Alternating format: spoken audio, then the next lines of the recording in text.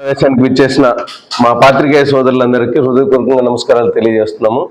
ఈరోజు కాణిపాక దేవస్థాన చంద్రప్రభ ఉభయదారులందరూ ఇక్కడ ప్రెస్ మీట్ ఏర్పాటు చేయడానికి ముఖ్య కారణం ఏంటంటే, ఎన్నో సంవత్సరాలుగా కాణిపాక దేవస్థానం నందు దళిత సత్రం అనేది ఒక అందని ద్రాక్షగా మిగిలిపోయిన విషయం మీ అందరికీ తెలుసు.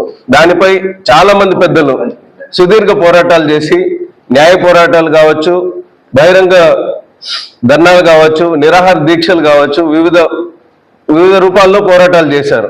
అయితే ఒక మంచి పరిణామం ఏంటంటే, 2024 కూటమి ప్రభుత్వం ఏర్పడిన తర్వాత గౌరవ శాసనసభ్యులు కానీ, అలాగే ఇప్పుడు నూతనంగా ఎన్నికైన బోర్డు సభ్యులు కానీ, చైర్మన్ కానీ, అలాగే ఇప్పుడున్న గౌరవనీయులు ఈఓ గారు కానీ ప్రత్యేక చొరవ తీసుకొని గతంలో ఉన్న పెండింగ్ కేసులన్నీ మాట్లాడి ఇరువురితో పెద్దలతో డిస్కస్ చేసి ఎవరికి ఎలాంటి ఇబ్బంది లేకుండా దళిత సత్రాన్ని గత ఏప్రిల్ 14న చాలా మంది ప్రముఖులతో ఓపెన్ చేయాలన్న నిర్ణయం తీసుకోవడం జరిగింది.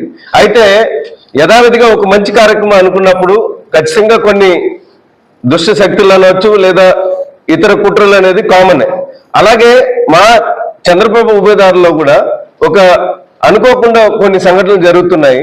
దాన్ని ఖండించడానికి మేమందరం ముందుకు వస్తూ, అలాగే ఈ చంద్రబాబు ఉభయదారుల తరపున ఒక క్లియర్ కట్ మెసేజ్ ఏంటంటే, ఈ దళిత సత్రం అనేది ఏ ఒక్క వ్యక్తికి, ఒక కుటుంబానికో, 2-3 వ్యక్తులకు సంబంధించింది కాదు.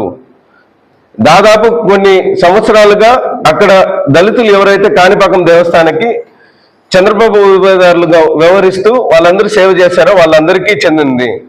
మోరోవర్, వ్యక్తులు శాశ్వతం కాదు.